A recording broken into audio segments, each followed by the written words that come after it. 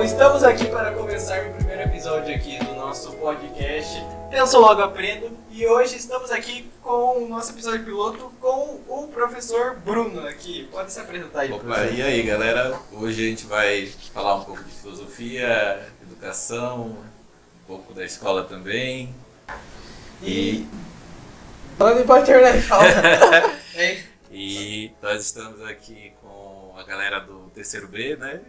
Bruno e Duan. A duplinha dinâmica. É isso aí. 2 Brunos, na verdade. Bruno, também aí se apresente você. Eu tenho o Bruno aí do terceiro ano aí. E tem um canal no YouTube lá com quase 11 mil inscritos. E também fazendo aí um projeto aí. Podcast Penso Logo Aprendo aí. Vamos colocar esse negócio pra frente. Vamos chamar cada vez mais pessoas aqui pra fazer as entrevistas, fazer os vídeos, fazer as lives, fazer os shorts e começar talvez um futuro com esse podcast. Se ele começar a crescer, talvez. Podemos ser um futuro, né? Sim, pois é. E o projeto do podcast principal é trazer professores que, de várias matérias, não só de uma matéria, professores, pessoas que trabalham na área da saúde, áreas diversificadas onde as pessoas não têm, em público em geral, têm grande conhecimento daquele assunto. E a gente traz aqui um professor de filosofia, como é o caso agora, ou talvez mais pra frente a gente traga um professor de matemática, um professor de educação física, um professor de artes, para debater assuntos que talvez podem ser tabus em cabeça das pessoas, e vamos ver no que vai dar aí esse nosso podcast. E sim, também com não só professores, mas tipo, pessoas importantes aqui de Paranaguá, né? Porque é sempre importante aí trazer pessoas aí que agregam aí, é tipo muito importante para Paranaguá e que são possíveis famosos. Um dia trazer um prefeito aqui para o podcast, imagina? Trazer o prefeito aí. Fica o convite, né? Fica o convite do prefeito, se ele quiser vincular aqui. Aparecer aqui. É isso. É isso, então vamos aqui começar com as nossas perguntas. Temos aqui umas perguntas aqui pro professor Bruno aí. Ok. Bom, a nossa primeira pergunta que a gente quer fazer aqui, pra gente abrir aqui o podcast. E também falando aqui, se você ainda não é inscrito aqui no canal da Eduque, por favor, vai aí, se inscreva no canal, deixa seu like aí. Pelo amor de Deus. E também divulgue aí para outras pessoas aí, os seus familiares, mostra aí pros seus familiares. Vamos fazer esse podcast subir, velho. Pelo amor de Deus, mano. Vamos subir isso daí. Coloca esse negócio pra cima. E seguir o playlist do projeto, né? Tem que fazer playlist. Tem a playlist aí, que espero que seja o primeiro de muitos episódios aí. É verdade. Então, bom, a nossa primeira pergunta aqui, professor, é o que é realmente a filosofia e a sociologia para você? Então, essa pergunta é interessante, assim, porque no ramo de ciências humanas, filosofia e sociologia parecem a mesma coisa, né? Trabalham os mesmos teóricos, porém a filosofia é bem mais antiga, né? Acredita-se que por volta do século IV a.C. A sociologia já é uma ciência mais recente, e aí tem uma diferença também. A sociologia é uma ciência, né? Por usar métodos científicos, né, de pesquisa de campo, né? A sociologia tem uma proposta diferente da filosofia. Já a filosofia ela é bem mais antiga, lá da Grécia, né, com Sócrates, com Tales, né, que é considerado o primeiro filósofo. Então, a diferença principal mesmo assim, é filosofia como área do conhecimento e sociologia como ciência, né? A partir do século XVIII, XIX, com o desenvolvimento da sociedade capitalista industrial, né? E aí surge a sociologia que vai estudar essa área da sociedade, a sociedade industrial, né? Entendi. Então, a filosofia já tem muito antes do que a sociologia. Sim, Mais tempo. Muitos séculos, eu acredito que 3 ou 4 séculos antes da sociologia. Pois esse é um bagulho muito louco, porque também, na escola principalmente, eu vejo as pessoas dando muito mais importância para a filosofia em si do que a sociologia própria. A sociologia é meio que uma matéria mais secundária, assim, quando entra. Mas o fundamental, assim, é colocar como uma matéria secundária comparada com a filosofia. Assim, na grade do atual ensino médio, né, a sociologia está bem secundária, né? O segundo ano, inclusive, não tem sociologia, né? E aí ficou como eletivo, meio assim. Mas, academicamente falando, né, a sociologia ela tem sua importância assim, por ser ciência, né? A filosofia ela acaba entrando nos cursos por trabalhar temas que são relevantes assim, para a grade dos cursos, tipo ética, moral, conceito de verdade, né, dentro das matérias de ciência, né, vamos dizer assim, pragmatismo, as questões sociais, né, a filosofia acaba fazendo parte, e no estudo da história também pelos pensadores da filosofia, né, que trabalham a história como campo de investigação filosófica, assim, mas no sentido acadêmico, mesmo como ciência, a sociologia ela tem bem mais peso, assim, por apresentar números, né, projetos, pesquisa, nesse sentido. Assim. Entendi, professor. Bom, então aqui vamos para nossa próxima pergunta. Próxima perguntinha aqui. Cadê? Eu queria falar meio que, tipo assim, sociologia e filosofia é como se fosse português e literatura, né? Tipo, a matéria primária e a secundária. Mas é praticamente a mesma coisa, só que tem alguns conceitos diferentes. E pesos diferentes, assim, né? Particularmente eu gosto de... É meio que uma completa a outra, né? Sim, é meio isso, verdade.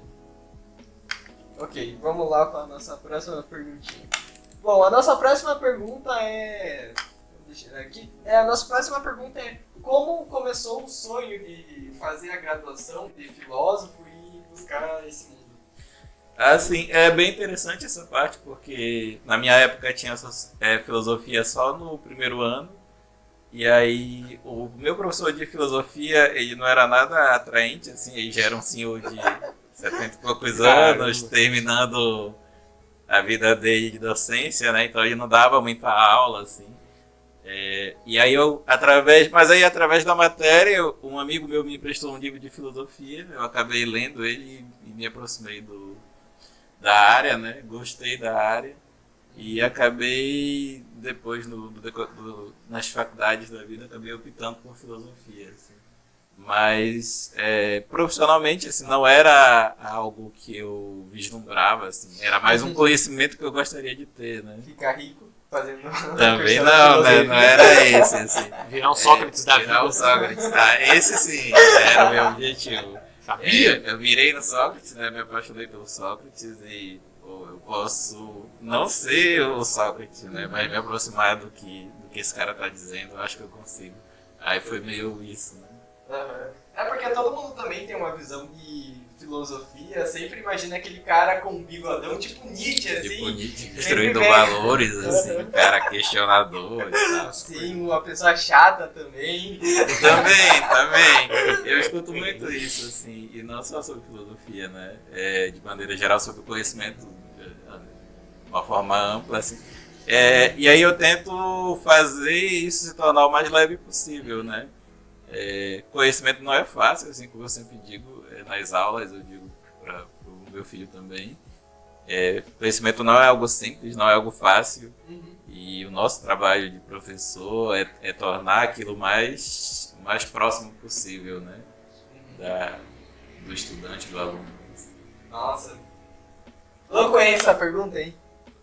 Uma pergunta profunda. Essa pergunta foi boa. No subconsciente. Então, as pessoas têm uma ideia de filósofo também, aquela ideia que aquela pessoa louca, assim. Muito viajada, né? Sim, também.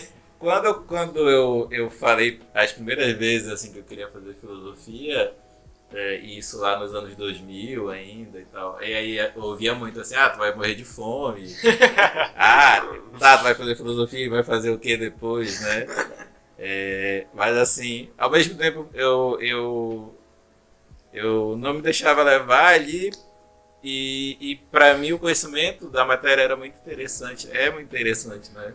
É o que me mantém vivo assim dentro do conteúdo, assim. Eu penso que tu tem que fazer o que tu gosta, né? E o que eu gosto de fazer é filosofar, vamos dizer assim. Bom, ok. Agora vamos para a nossa próxima perguntinha aqui. Bom, a nossa próxima pergunta é: como a filosofia é vista no Brasil hoje em dia? Eu acho que, se bem, tipo, tudo bem que eu pergunto pra ele, mas eu vou tentar dar uma respondida aqui. Eu acho que é tipo igual que você falou ali, meio como uma pessoa louca, assim, tipo, filosofia. Sim, ainda, né? Assim, eu terminei em 2007, o médio, né? Até 2007, assim, a visão da filosofia, ela era muito negativa, assim. ou era uma pessoa muito viajada, ou era uma pessoa louca mesmo, né, nesse sentido. Não se tinha uma visão acadêmica da filosofia, né? Mas isso se deve muito à história da matéria no Brasil, né, vamos dizer assim. Aí, a partir de 2010, começaram a surgir programas de filosofia, né, na TV aberta, principalmente, na TV Cultura. Tinha um quadro da Viviane Mosé no Fantástico também. E aquilo deu meio que uma mudada, assim, porque existia dois tipos de filósofos, assim, o muito louco, né, que era esse apontado pela sociedade, assim, e o filósofo muito acadêmico, que também não era visto pela sociedade, né. Tanto que às vezes a gente fala de filosofia, as pessoas acham que é algo que está além da possibilidade dela de alcançar aquele conhecimento, né? E eu penso que não, assim, né? É claro que não é algo simples, né? Como quando vai aprender matemática, tu não aprende de uma hora para outra, né? Filosofia também é a mesma coisa. A diferença é que tanto o muito louco como o muito acadêmico são distantes da maioria das pessoas, né? Pela linguagem, pelo preconceito mesmo também, às vezes pela matéria. E aí, a visão que o brasileiro tem da filosofia acaba sendo muito isso, assim, né? Algo muito distante, algo um cara muito sábio que não sou eu, ou que eu não consigo ser, né? E aí, só que eu nunca pensei nisso, assim, eu pensei muito no sentido de que era um conhecimento que eu queria ter, né? Um conhecimento que eu achava que eu conseguiria ter. Tenho, né, hoje em dia. Isso que você falou ali sobre conhecimento ser algo meio que difícil de se conquistar faz muito sentido, porque igual a minha professora de matemática, ela fala, quando você quer aprender alguma coisa, você tem que sentar, pegar o livro e estudar. Não adianta você só assistir a aula ali, você tem que ir em casa praticar. Tudo bem que é muito mais difícil você estudar em casa, mas é algo que você tem que ir criando uma rotina aí. Senão você fica para trás, você acaba ficando para trás. Isso não só para matemática, mas para outras matérias como história também. Assim, aí o outro viés da filosofia no Brasil é a questão política, né? Naturalmente se entende que as ciências humanas no Brasil são de esquerda, né? Isso também se demoniza muito a matéria, né? As matérias de humanas, a história, a sociologia, a filosofia. E aí o brasileiro ele acaba tendo essas visões negativas assim da disciplina. Outro viés é o viés religioso, né? Quase sempre por exemplo, eu já cansei de responder isso nas aulas, assim, isso, essa pergunta é a clássica. Você é filósofo, você é ateu automaticamente, né? Não tem como, as pessoas não desassociam uma coisa da outra, assim. Então, tem todas essas visões, né, do Brasil em relação à filosofia. E tem muitos também líderes religiosos, eu acho, que cursam filosofia para compreender talvez até melhor a sua própria fé. Teologia. Isso aconteceu? Também, assim, eu fiz faculdade católica, né, aí eu estudei com seminaristas. A Igreja Católica, ela tem um quadro de formação de padres. Nesse quadro eles abrem vagas pelo Enem, né, que foi como eu entrei. E aí eu estudei com eles fazem filosofia e aí quando eles terminam eles fazem teologia, né? Eu entendo que a filosofia para eles é a prova de fogo, assim, sabe? Vamos ver se esse cara quer mesmo o sacerdócio, né? Até onde vai os valores dele, as crenças dele, a ideia de Deus, né? A ideia de sagrado que ele tem. E é muito interessante, assim, a Faculdade Católica de Filosofia é muito interessante. Eu aprendi muito, assim, inclusive sobre religião, né? Pois é, né? As pessoas pensam lá que, igual que você falou, ou é filósofo, tem que ser ateu. Mas é uma mentira aí. É um tabu. É um tabu no Brasil, é um tabu. É a mesma coisa, né? Tipo, aqui no Brasil, se é filósofo, você é considerado como maluco. O cara que pensa também, demais, assim, eu acho que uma das coisas que mais me questionam, assim, você é filósofo e você é casado? Você é filósofo e você tem uma família, né? Nossa. Como se fossem coisas desassociadas, assim, você não pode ter porque você é um filósofo. Ou você não pode acreditar em Deus porque você é um filósofo. Assim. E você acha que essa imagem que o brasileiro tem de filósofo é só no Brasil ou é no resto do mundo também? Ou não sei se você sabe se nos outros lugares... Assim, se falando de América Latina, né? a nossa tradição cultural ela é muito religiosa, né, do catolicismo, né, a princípio. A partir dos anos 90 isso muda com as igrejas evangélicas, né? Mas o perfil mental do brasileiro ele não mudou porque ele continuou cristão entre aspas, né, vamos dizer assim. A estrutura do pensamento cristão ela não permite que outras doutrinas acessem aquelas comunidades, assim, né? E é visto como heresia, como pecado ou como errado. E aí, nesse sentido, a visão da América Latina sobre filosofia é muito parecida com a do Brasil. Assim. Quando a gente analisa os países da América Latina, né, a gente vê muita semelhança nesse sentido. Né? Enquanto a gente tem, por exemplo, os países nórdicos que eles tendem ao ateísmo, né, tipo Noruega, Dinamarca, Suíça, onde o ateísmo chega a 90%, né? Caneco. Eu ia falar isso agora, quantos por cento será que é no Brasil, tipo... De ateus? Eu Não, acho que não chega é a evangélico, assim, Ah, tipo, é cristão, assim. Ah, É bastante, isso, acho que a maioria. Parece que é a uns maioria. 80%. Não, acho que não nem tanto. Pesquisa, É porque pesquisa tem- aí, mano. eu Pesquisa Já aí. tem bastante católico também. Eu não Ah, tenho mas- os números. Porque eles entram todo como É, cristãos, e né? Eu acho que é evangélico, católico e espírita, parece que entra Sim. tudo no mesmo grupo. Eu acho que é primeiro evangélico, quer dizer, cristão, evangélico, né, e depois católico e depois Eu acho espírita. que não tem uma ordem, mano. Ah, Acho é? que é, tipo, é ali a porcentagem, mas deve bater uns 80%. Por aí. E aí a filosofia ela se caracteriza por questionar, às vezes, coisas que a maioria das pessoas não questionam, né? Por exemplo, a moral, os valores, o que é o bem, Deus existe, né? Se Deus existe, por que o mal existe? E aí algumas dessas indagações no campo religioso elas são até proibidas, né? E aí o brasileiro comum ele acaba engolindo essas percepções sobre a matéria, né?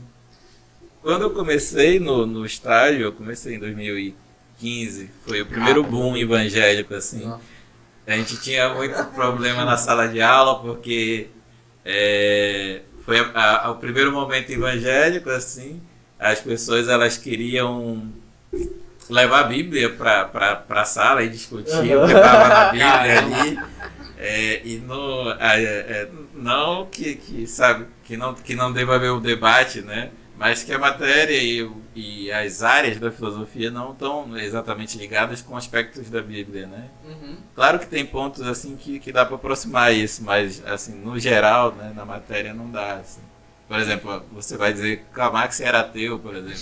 Aí o cara levanta e mostra um versículo bíblico para ti. Não tem como tu casar as duas ideias, né? Sim, Aí é muito nesse sentido.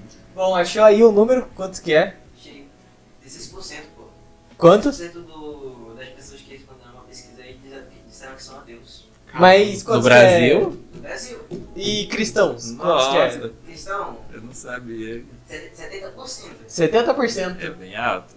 Mano, é bastante dinheiro. E aí esses caras dominam também, não só o pensamento como a cultura, né? A gente vê as lojas, por exemplo, tem lojas de artigos evangélicos, as rádios, né? Pois é. A TV, programações, etc. Né? Pois é, pode ver até em Paranaguá mesmo, assim, pode ver, sempre tem um cantor, que Sim. sempre vem um cantor de sertanejo, alguma coisa, e depois vem sempre um cantor religioso, Ah, geralmente Roberto cristão. Carlos. Roberto Carlos. Sempre tem as rádios evangélicas lá nas 7 da manhã, assim, tocando no carro. Sim, sempre tem. Porque assim, tipo, é 70%, mas o alcance que esses caras vão ter não vai se limitar a porcentagem de seguidores, né? Eles vão ultrapassar um pouco essa margem aí. E aí eu acredito que eles chegam a quase 90, assim, né? Pois é. Até porque esses assuntos são meio tabus, né? Tabus sociais. Pois é, mano, hoje falar de sociologia e filosofia é realmente falar de tabus que tem na sociedade aí. Criar um pensamento, eu acho, de mostrar para as pessoas que certas coisas não são certas coisas, às vezes aquilo lá é só preconceito. Eu acho que isso entra na sociologia. E bom, agora vamos para a nossa próxima perguntinha aqui. Ok. Agora vamos mudar um pouco da nossa temática aqui que a gente tá falando agora e vamos. Quero que você aqui dê dicas para quem deseja cursar o curso de filosofia. Cursar o curso é complicado, né? Cursar filosofia. tem um lance interessante, né? Aqui em Paranaguá não tem faculdade de filosofia, né? Já é um primeiro desafio, mas eu acredito que é também um primeiro... Sim, Paraná. É o primeiro impulso, né, também. Assim, não tem aqui, vou para outro lugar. É né? onde que tem? Na praia? Eu acho que tem em Curitiba. Nossa. Curitiba na UFPR deve ter.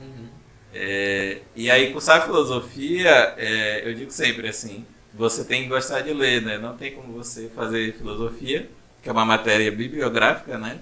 Se você não lê, se você não tem pelo menos um grau de leitura mínimo, assim, né? Eu consigo ler uma página por dia. Nossa. Porque a faculdade ela te obriga a ler muito, assim. A gente trabalha com livros, né? Com livros de cada teórico. E naturalmente tu vai ler a obra do cara, assim, até entender, né? Como diz o Ou você lê por bem ou você lê por mal. Então, é uma forma de tornar mais fácil aquilo, né? Outra coisa é tu ter essa aptidão para, vou dizer assim, devanear, né? Se permitir pensar além, né? A gente vive numa sociedade em que as pessoas têm o pensamento cada vez mais limitado, né? Pelas circunstâncias tecnológicas, sociais, etc., né? E tu desenvolver essa capacidade de pensamento é essencial para te cursar a matéria, né? Além da leitura, assim. Tu tem que estar incomodado com algo, né? Eu digo sempre isso, assim. A filosofia, ela nasce do incômodo, né? Do incômodo do não saber, né? E naturalmente tu tem que estar descontente com as coisas, né? Eu digo sempre assim, eu falo muito para meu filho também, que é muito ruim você não estar descontente com algo, né? Porque você fica paralisado. Você tem que estar reclamando de alguma coisa. Você tem que estar reclamando de alguma coisa. Não pode ser um Você histórico.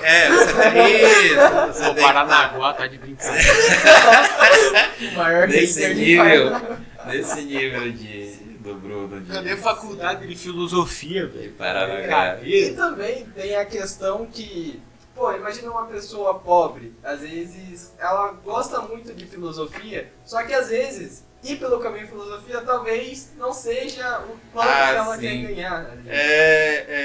Até sobre isso, né? Eu passei por esse dilema, assim. Eu fiz enfermagem, minha família não tem muitas posses, assim. E aí no meio da faculdade eu optei pela filosofia, né?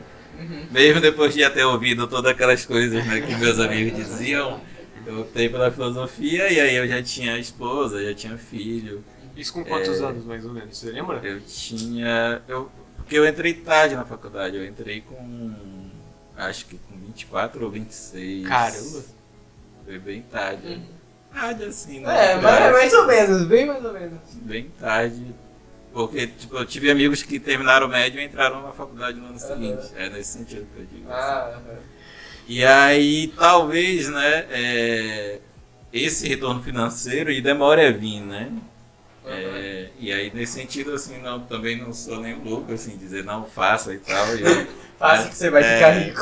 Não né? É cursinho. É melhor você fazer algo para garantir sua renda e depois fazer faculdade de filosofia, que aí você faz com mais segurança, né, também. Na faculdade de filosofia tinha um senhor que ele era engenheiro elétrico, eu acho. Ele tinha uma empresa, já estava com a vida estabilizada. Aí ele fez filosofia assim por ser algo que ele queria fazer há muito tempo, sabe? Por gosto. E aí dava pra ver que ele estava se realizando ali, assim, era muito bonito ver ele na faculdade. E era alguém que estava fazendo algo que sempre almejou fazer, assim. Você acha que cursar filosofia te deixa mais triste ou mais feliz? Depende da tua perspectiva, assim, né? No geral, eu digo que, se tu for, as pessoas que estão felizes com a vida, elas estão distraídas, né?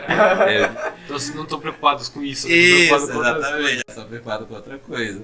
Mas a faculdade de filosofia, ela vai te dar um sentido maior para as coisas, assim. Por exemplo, tu vai se relacionar com as pessoas de uma outra forma. Tu vai vivenciar os momentos de uma outra forma, né? Ver as coisas de outra forma também. Olhar para tua família, talvez como tu nunca olhou, né? Talvez vendo as limitações, as fraquezas, né, que todo mundo tem, os problemas que são sociais, mas que acabam sendo inseridos no teu ambiente familiar. Essa leitura tu consegue com a filosofia, né? eu queria fazer uma pergunta que não tá aqui, mas uma pessoa que quer começar a estudar filosofia, quer aprender mais sobre o assunto, o que você indica para porta de entrada para a pessoa que quer aprender? Um livro, alguma coisa, um filósofo específico? Eu comecei com o Apologia, né? O Apologia de Sócrates é um livro do Platão, onde ele faz uma defesa do Sócrates, dizendo que ele foi injustiçado, né? Foi a minha tese de TCC, inclusive, também. Eu acredito que tu tem que se aproximar de algo que seja familiar, assim, pra poder incorporar aquilo, né? Assim, eu acredito também que nem todo mundo se interessa por filosofia, assim, não tenho também essa pretensão, assim, de universalizar isso, assim, não tem. Eu acho que tem pessoas que não vão se interessar e é normal isso, que não se interessam. O mundo tá cheio de outras coisas aí pra você experimentar também, né? Pensar demais às vezes. Isso, tipo, cada um se realiza com as suas coisas, né? Mas aí vamos dizer assim, pra começar, eu diria que o Apologia é um bom livro. Deixa eu ver um outro livro que é simples, assim. Os livros do Sartre, né? O Sei e o Nada. São bons também. Essas obras que a gente está vendo atualmente na escola, né? Rousseau, Hobbes, Locke, são pensadores mais fáceis, assim. Não dá pra te começar com um Kant, com um Heidegger, assim, porque tu vai logo se assustar e vai embora, né? Tem sim, filósofos bem simples que dá pra te acessar com mais propriedade. Assim. É igual na literatura também, tipo, às vezes as pessoas querem começar a ler com Memórias Póstumas de Brás Cubas, você começa o dia aquilo. Sim, assim, eu lembro uma vez eu estava conversando com uma pessoa e ela me perguntou como começar a ler, né? Não tenho nenhuma afinidade, quero começar. Começa lendo revista de fofoca, assim, primeiro. Depois tu vai gostando, né? Tu vai aprofundando, aí tu vai acabar lendo um romance que é uma história que é contada, né? E aí tu vai embora, assim. Mas começar por algo difícil, na leitura principalmente, não é recomendado. Assim. Começar pelo começo, né? A pessoa vai se cansar, assim, ela vai se cansar e vai achar que não é pra ela. Que sempre assim, tipo, o pessoal começa uma faculdade e geralmente desiste no próximo mês, assim. No próximo mês, é muito comum, inclusive, isso. Eu vi uma frase muito boa. Como eu vou? É porque a frase ela tem um palavrão no meio. Então eu não sei se. Tem um pi na hora. Viu, Bruno? Coloca um pi na hora. Quando. Deixa eu me recordar aqui dessa frase. Quando. Sabe aquela frase da Bíblia? Conheceis a verdade, a verdade nos libertará? Então, quando você conhecer a verdade, primeiro ela vai te emputecer. Sim, faz muito sentido, né? Mas talvez esse lance do libertará queira dizer isso, né? Tipo, você está preso nas suas ilusões, né? Nas coisas que você acredita que sejam verdadeiras, né? E aí a verdade ela vai vamos dizer assim, te dar um choque de realidade. Te dá um choque de realidade, isso mesmo. Vai te dar esse... Eu penso que é essencial, assim, e eu penso que acontece para todo mundo, assim. É claro que como tu vai reagir a esse momento é que diferencia uma pessoa de outra, assim. Vai ter um momento em que a vida vai que a gente chama de crise existencial, né? Vai ter um momento que a vida vai te provocar isso, assim. Seja alguém morreu, alguém que tu amava morreu, tua namorada te deixou, foi embora, teu cachorro morreu. A vida ela vai te mostrar que tem algo além, né? Que tem algo que tá além da nossa vida prática, né? Tudo tem um fim. Sim, que tudo tem um fim. Acho que a finitude é o principal, né? Você se perceber que a vida tá passando. Nossa. Ou você perceber que, sei lá, você pegou um câncer, né? Como você me diga, é uma oportunidade. Uma crise existencial, assim. Sim, pra você. Opa, peraí, a vida tem mais coisas, né? Tem mais do que tudo isso que eu tô vendo aqui. Pois é, uma pergunta aqui. Mais uma pergunta. Que eu gostaria de fazer. Não, pois é. É tipo. Fora disso. Calma aí, fora dessas aqui A gente tá falando aqui de morte, de esse tipo de coisa. Você. Tem muitas pessoas não, mas algumas pessoas que quando elas morrem elas ficam congeladas e no futuro tem a possibilidade de reviver. Então congela a pessoa e se um dia tiver uma tecnologia, ela vai e revive. Você entraria, você toparia esse negócio, morrer e ser congelado? Assim, esse mês, eu acho que foi agora, início do mês, teve um micróbio que eles ressuscitaram, né? Sério? Nossa. Vocês não viram? Ressuscitaram um micróbio e estava 46 mil anos congelado lá na Sibéria. Nossa! Descongelaram ele e ele voltou, assim. Tu viu, né? Eu vi um vídeo. Não, Eu sei não. que é meio patético o que eu vou falar, mas Fala tipo, aí. eu vi um vídeo no Instagram assim que o peixe tava muito congelado, assim, daí tipo, colocaram uma timeline assim, numa água, eu acho que temperatura ambiente, assim, ou morna, e o peixe foi descongelando assim e voltou assim a nadar. Sim, Tranquilo. aconteceu isso com esse micróbio, né? Só que tava muito mais tempo. Nesse sentido de desenvolvimento científico, né, eu acredito que seja possível, assim, até cura para doenças que a gente tem hoje que a gente não tem, né? Cura para AIDS, por exemplo. E aí mas eu falo sempre também isso, assim, eu não me vejo querendo viver mais, sabe? Eu vivo a minha vida intensamente, assim. É o suficiente. Eu penso isso. Eu penso que eu faço o suficiente e quando terminar, assim, não tenho pretensão de estender, assim. Eu digo sempre pro meu filho também que a vida eterna pode ser um tormento, assim, né? Sim, nossa. Deve ser terrível. Vai ver assim. todo mundo que você ama falecer. Isso, morrer e tal. É quase uma maldição na minha percepção. Essa vida já é triste, pode ter uma segunda. Pode vir. Sim. Imagina, você é bom de 2 vidas. Agora quando. Que frase perfeita! Nossa, cara, meu Deus. Agora quando a gente fala isso, às vezes parece que a gente está sendo negativo, né? E aí é nesse sentido que eu gosto de salientar. Isso Assim, aí, estão falando a verdade só. a vida ela tem muitas coisas boas assim que você vai experienciar, mas eu não acho que é algo que você tem que estender até o ilimitado.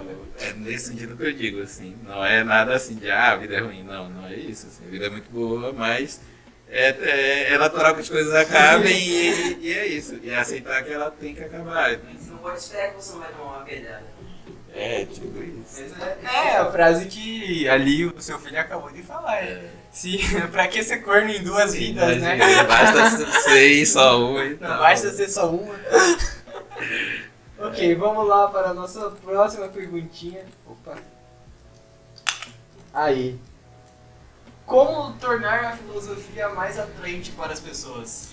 Assim, esse é o desafio, né? É o desafio do profissional de educação, né? É o desafio dos próprios filósofos, eu acredito. Também. Assim, eu tenho duas visões sobre isso. Assim, uma é didática, né? Por causa da minha profissão. Outra é filosófica nesse sentido que a gente estava falando antes, do momento de cada pessoa, né? No sentido didático, assim, e aí tem a ver com a minha profissão, né, de professor, eu acredito que eu tenho que aproximar o assunto o mais próximo possível do aluno, assim. A minha didática eu gosto de usar memes, eu gosto de usar gíria, e assim, eu não faço isso por desleixo, né? Até porque o livro didático ele já tem bastante conteúdo. Eu faço isso porque a minha percepção assim, de filosofia é que às vezes você não gosta de algo porque você acha que aquilo está distante da tua realidade, só por isso. Assim. Tipo, ser rico. Também, tipo, ser rico, inclusive, né? Talvez eu nunca vá ser rico, aí então eu não vou nem tentar, sabe? Nesse sentido Tanto mesmo. que um monte de gente fica fazendo aí, né, fake news aí de ser rico aí. Parece com um carrão, mas enfim, o cara é só herdeiro, só. Vende curso. Tem muito isso. O cara sabe fazer uma pintura da hora. É verdade. Compra meu curso. É isso. R$19,90. A outra visão é aquela visão que eu tava falando antes, do tipo, vai ter um momento em que as coisas da vida não vão lhe satisfazer. Tipo, você pode estar namorando, você pode estar casado, você pode estar ganhando, sei lá, 10 mil por mês, mas aquelas coisas não vão lhe satisfazer e aí naturalmente você vai buscar coisas, né? Buscar algo que dê sentido à sua existência, Coisas né? novas. Coisas novas. E aí eu penso que nesse momento é que a filosofia surge para algumas pessoas, né? O lado bom da filosofia no ensino médio, né, é que talvez ela dê esse primeiro susto, assim, né? Tipo, ops, tipo, Papai Noel não existe, o Coelhinho da Páscoa não existe, sabe? Esse primeiro estalo, eu acho que é a função da filosofia fazer isso, assim, dizer desfazer essas primeiras ilusões, assim. Você tá passando e você tem que acordar, mano. Você acha que a filosofia precisava entrar antes do ensino médio ou você acha que o ensino médio é o tempo ideal para começar? Atualmente a filosofia está no fundamental como temática, né? Eu gosto das aulas de filosofia do fundamental. Eu gostaria de ter tido filosofia no fundamental, porque, como eu te falei, eu conheci filosofia no primeiro ano. Ao mesmo tempo também não dá para te elaborar pensamentos, vamos dizer assim, mais profundos para o fundamental, porque eles não têm experiências para ligar com aquilo, assim. A maioria deles tem tudo pronto, assim, e é natural que tenha, né, a idade disso. O ensino médio ele é um pouquinho melhor, porque meio que é o momento em que as famílias, né, estão dizendo assim, olha, cara, daqui com mais um ano não vou mais te sustentar e tal. Tem mais maturidade nessa Ou não. Alguns têm. Esperar fazer 18 anos pra poder jogar pra fora de casa. Isso, Uma doida. já deu o teu horário. Ou morar com a mãe até os 30. Os dois polos. Ok, vamos lá para nossa próxima pergunta. Tá para a pergunta já. Ai. Essa daqui, não sei, a gente tá indo só, né? Vamos... Opa, calma aí. Ok, agora vamos entrar um pouco mais sobre política aqui, que também eu acho que é um assunto importante, que faz parte da sociologia e da filosofia. E para abrir esse tema aqui, a nossa pergunta é: como é a divisão da política no Brasil? Sim. A política do Brasil ela tem um viés histórico muito grande, assim.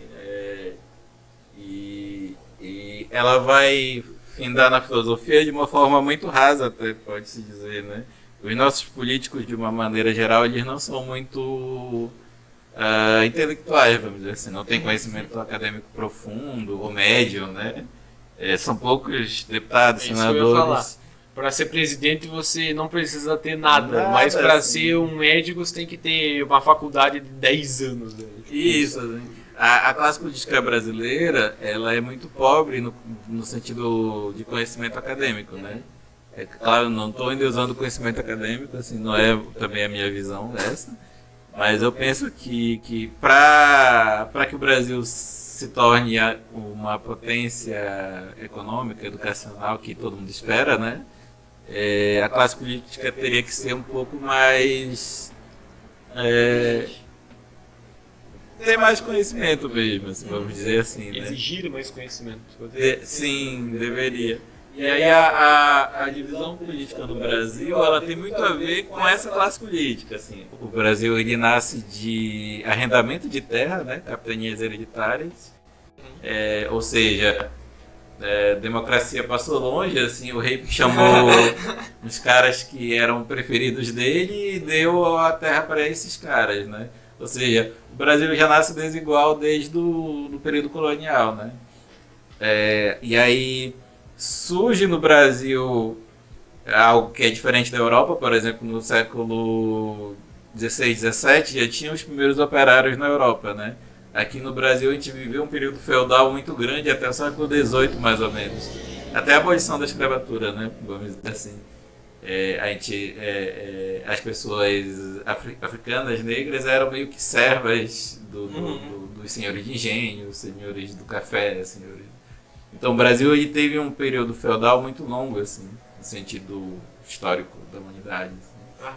E aí a visão política do Brasil, e a gente vê isso nos primeiros anos da República, né? A política do café com leite. As mesmas elites se mantiveram no poder por muito tempo, até os anos 40, mais ou menos, com o Getúlio, né? Então, vamos dizer assim, uma possível esquerda ou uma possível democracia política no Brasil é algo muito recente. Assim. é algo que surge a partir dos anos 30, vamos dizer assim, os primeiros sindicatos, primeiras organizações camponesas. Porque quando a gente fala de política, assim, é importante a gente falar de democracia, né? Que é a forma de governo do Brasil e que deveria ser, vamos dizer assim, impulsionada pelo Estado, né? O Estado deveria ser quem deveria ter mais compromisso em ouvir o maior número de parcelas da população, assim, o que interessa, né, para todos, né? E a gente vê que não teve isso no Brasil, assim, teve capitanias hereditárias, depois teve o ápice do café, né? Inclusive na época do café tem um lance que é bem interessante, que é aquilo que o produtor de café não vendia, né, para o mercado externo, o Estado comprava e incinerava, assim, só para o cara não ficar no prejuízo, né? A gente vê o quanto que o Estado brasileiro ele apoiou as elites desde o início, assim. Não é algo novo, assim. Essas visões que a gente está vendo de liberalismo econômico, essas visões de que o Estado não deveria intervir na economia são muito frágeis historicamente falando, né? Nós temos um Estado que sempre protegeu as elites e que a democracia ela surge no Brasil muito tardiamente, assim, e quase sempre ameaçada, assim. Veio o Estado Novo, depois veio a ditadura de 64, depois os impeachments, e aí... Filosofia não é só filosofia, tem história no meio não, também. tem muita história no meio. É muita história. Uma pergunta também que eu queria fazer aqui, eu percebo isso muito no meu ciclo de amizade, eu não sei o de vocês, mas os jovens hoje em dia, eles não têm muito interesse em estudar política. Tipo, às vezes acham o assunto muito chato ou esse tipo de coisa. O que você acha que, eu não sei, não é a sua área, mas o que você acha que deveria ser feito para os jovens conseguir ter mais gosto por aprender sobre política, sobre capitalismo, sobre tudo, sobre Karl Marx, as ideias dele, e sobre o governo atual, o tipo de governo que a gente tem, o tipo de governo que existe. Qual você acha que deve ser o caminho? Uma das ideias, né, dos filósofos de antigamente impactam hoje em dia na política também. Também, né? Eu digo sempre que a gente, o nosso pensamento ocidental ele é platônico, né? E é platônico porque o cristianismo incorporou o platonismo e o que não é cristianismo é neoplatonismo, né? Que é a visão mística do Platão, né? Sim. No campo político, a gente vive, por exemplo, numa república. O República é o nome de um dos livros do Platão, né? Algumas inovações aconteceram no período iluminista, né? Com Rousseau, Montesquieu, Voltaire, esses caras que meio que fizeram a divisão dos poderes, né? Como a gente conhece hoje, né? E aí esse conceito todo, assim, pro jovem comum, ele é bem distante, assim. Ele é bem distante por N motivos e no Brasil mais ainda, né? Primeiro porque o nosso nível de conhecimento da população é muito baixo, assim, a gente tem poucos doutores, poucos mestres, e aí levando para o campo do jovem mesmo, a pessoa que ela é tida como inteligente na sala, ela tende a ser excluída e não abraçada, assim. Ou seja, o brasileiro comum, ele louva a ignorância, assim. E aí, para essa população que a gente está falando, assim, não é... E aí não é tipo, isso é negativo, isso não é. Não, a gente está falando de como a população funciona, assim. Ou seja, a nossa programação de cultura, ela é muito pobre nesse sentido, assim, a gente não vê letras elaboradas de cultura, né, eu digo de música, de novela, sabe, consumo cultural mesmo, assim. Os livros que a gente vê que vendem são aqueles que falam de nada, assim. Que não agregam valor. Não agregam valor, sabe? Então, é natural, eu digo sempre isso, assim, é natural que o jovem comum, ele não se interesse pelo tema, porque entre ele e o conhecimento tem várias barreiras, assim. Ou que ele mesmo se colocou, ou que a sociedade toda colocou até ele, né? E aí, é claro que isso não deixa de ser uma questão política, né? Para o político é muito interessante que poucas pessoas se interessem, porque, por exemplo, porque que tem famílias de políticos, assim. O avô do cara foi político, aí pai também foi, o neto também foi. Por quê? Porque se fecha num ciclo ali onde só aquela família vai dominar aquele segmento social, né? Ou seja, é lucrativo para aquela família que ninguém se interessa por política. Então, eu vejo muito mais como um processo de alienação. É claro que o jovem ele não está como vítima total desse processo, assim. Tem muito, claro, da vontade dele também.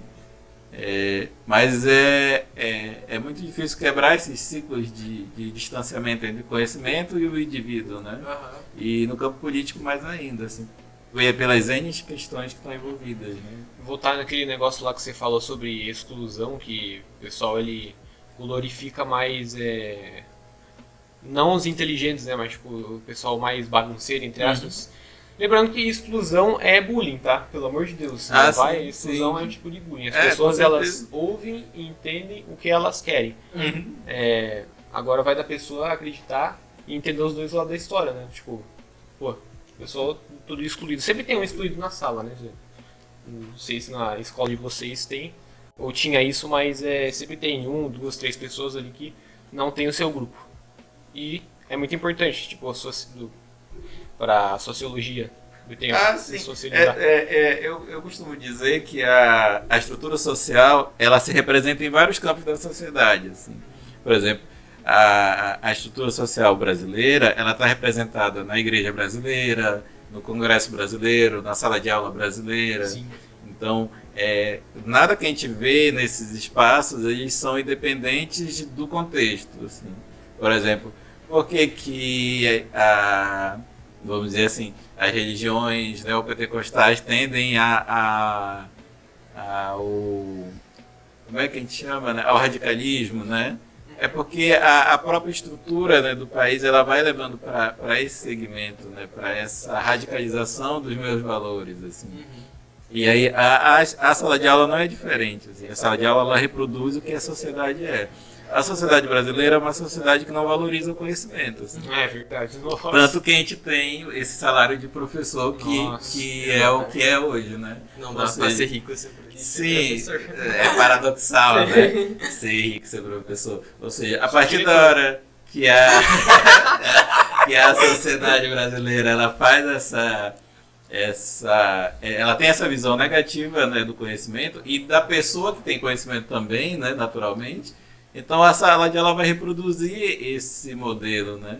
Ou seja, é muito comum você ver na sala de aula os melhores alunos ou são excluídos ou são aqueles que não são populares.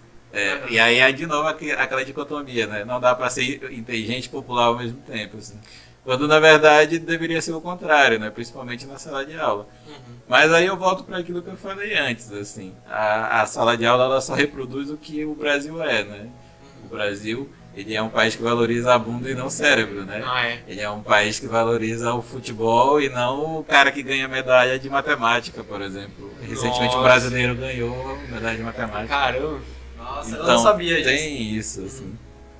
E aí, naturalmente, acontece um lance que é muito comum, tem acontecido nos últimos 10, 20 anos, que as melhores mentes do Brasil vão embora do país. Simplesmente. Por quê? Porque aqui ele não vai conseguir o que ele vai conseguir lá fora.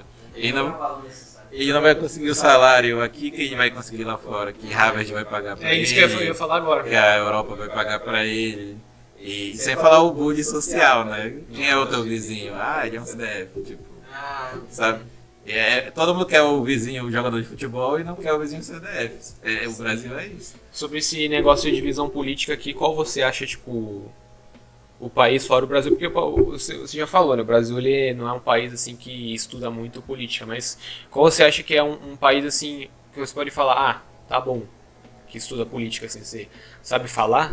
Ou você não estuda muito os outros países assim que são políticos? Dentro do campo político mundial, assim, é muito complexo falar porque tem muitas questões culturais, por exemplo. A gente tem hoje a China despontando, né, como nação provavelmente superpotência daqui com 10, 20 anos, porém o Estado chinês ele é um Estado fechado onde não tem democracia política, existe só um partido. Coreia do Norte, então. Coreia do Norte. E, no entanto, a gente tem, por exemplo, países como os países nórdicos, né, onde a gente tem uma democracia eu diria que é o lugar onde a coisa foi mais bem sucedida, assim, no sentido político, né?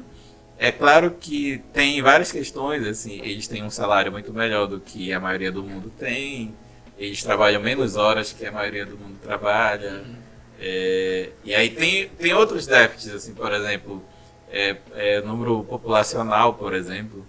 Imagina, vamos dizer, a Índia, por exemplo, um país de 2 bilhões de habitantes. Não tem como eles pagarem um ótimo salário para cada indiano, sabe? Então, são várias questões que não dá para te dar uma receita pronta para aquilo, né? Eu diria assim, para a China, o melhor que funcionou é o que está lá atualmente. Se é democrático ou não, tipo, Aí é outra questão. aí é outra questão, né? Por exemplo, para a Rússia, o que melhor funcionou é o cara que está governando há 20 anos a Rússia, que é o Putin, né? Se tem liberdade ou se não tem, é outra questão. Né? Mas nenhum país, por exemplo, sobreviveria às sanções que a Rússia tem sobrevivido esses meses todos, né? Ou seja, para aquele contexto cultural, social, funcionou aquilo, assim. E eu diria que para o Brasil, nós não temos uma visão plural do nosso contexto social. Assim. O que a gente vê no Brasil é conflitos culturais, sobretudo, assim. Mas não tem uma identidade política. E não tem uma identidade política. Isso, exatamente. E também eu acho que os jovens hoje em dia não tem muito interesse por política, por essas coisas, porque a gente não tem ainda, pelo menos não conhecido, uma pessoa que transforme o assunto política mais fácil de ser entendido. Ah, não, sim, é verdade. Isso que tu falou me lembrou do Chavoso, né? Que a gente estava conversando aquele dia, Chavoso da USP. Esse tipo de conteúdo na internet é muito bom para tornar aquele conteúdo mais, vamos dizer assim, popular, né? Não é exatamente esse o termo, né? Mas para aproximar de uma massa populacional um conteúdo que é muito distante, vamos dizer assim. E aí no sentido social brasileiro, vamos dizer assim, a maioria das pessoas, eu digo isso pela minha experiência de vida, né? O meu pai tinha a 4ª série e a minha mãe tinha o ensino médio, assim. Não dava para esperar que eles fossem elaborar pensamentos políticos muito profundos ou questões filosóficas muito elaboradas, dado o conhecimento que eles tinham, assim. Então, eu digo sempre isso, assim, o Brasil ele costuma produzir diamante do nada, assim. A gente tem atletas que produzem muito com pouco patrocínio. A gente tem cara que ganha medalha de estudos também com as escolas como são, principalmente públicas, né? Então, eu não digo assim que o Brasil não tem potencial, ele tem potencial, né? Só que o Brasil ele não tem incentivos assim para determinadas áreas de conhecimento, de questionamento social, não tem interesse também para isso, né? Interesse que eu digo do Estado, né? Do Estado, assim, por exemplo. A maioria dos bairros não tem um centro social, um ginásio, principalmente bairros de periferia, né, das grandes cidades, Paranaguá, não é diferente, assim. Então, qual é a função desses... eu moro lá perto do Albertina, né?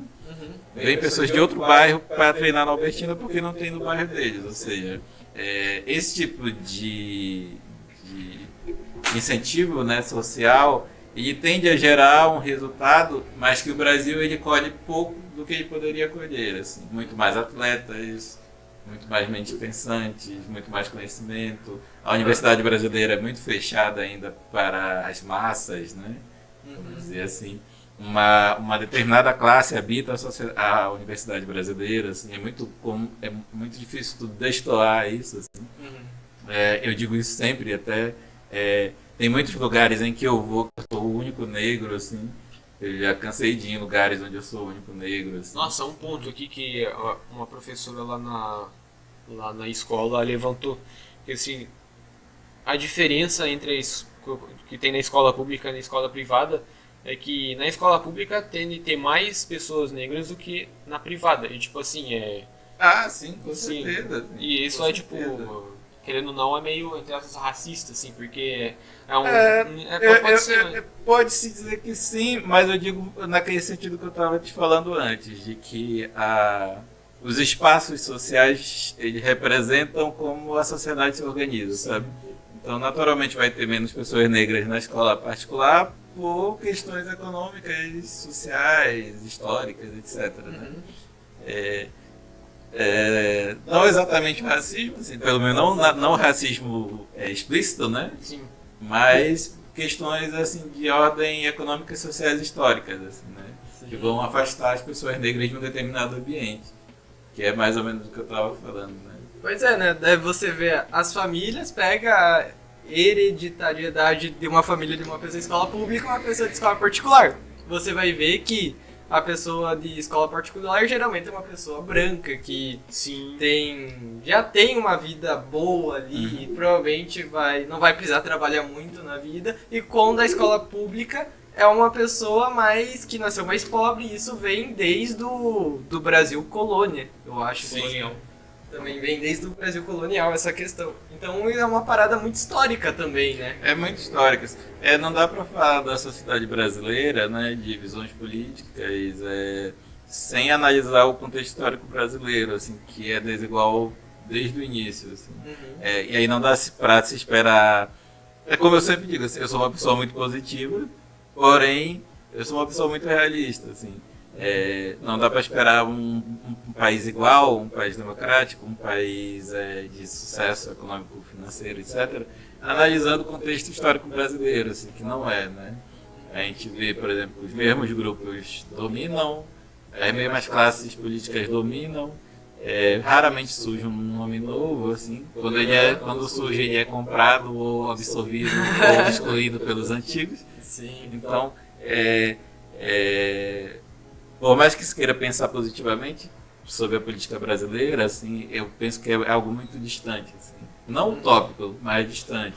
Assim. Até porque nós professores, né, e filósofos, historiadores, sociólogos trabalham para isso, né, para que haja essa democratização desse conceito, né.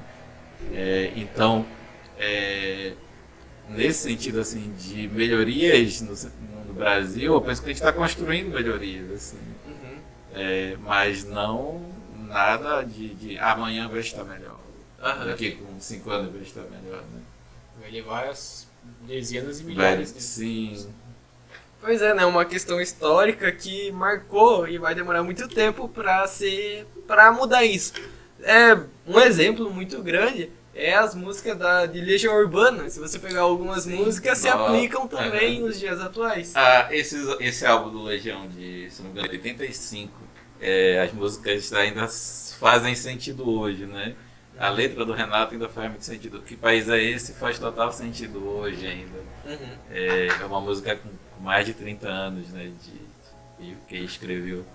As letras do Raul, né? Fazem muito sentido ainda hoje. Então, eu digo sempre, esses caras eles estavam olhando para longe, assim, sabe? Vou escrever algo para daqui com 30 anos, eu penso que eles estavam fazendo isso, assim. E talvez as pessoas naquele contexto não entendessem, né? Como muita gente fala coisas sobre o Raul, né? Das letras dele, assim.